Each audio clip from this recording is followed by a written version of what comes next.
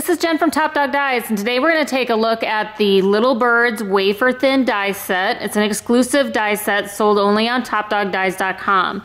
And with this set, you receive two different little bird shapes. One's going each direction, which is fun to make cards where you can either put them together on the same card or use them separately on cards, scrapbook albums, favor boxes, a bunch of different paper crafts.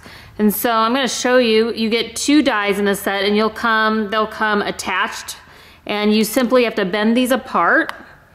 And to run these through your Big Shot, I'm going to lay this multi-purpose platform down first, one clear pad. I'm going to put my die facing up, and then I'm going to take my pattern paper with the texture side, or any pattern paper that you want to use. And you can use one layer of paper at a time.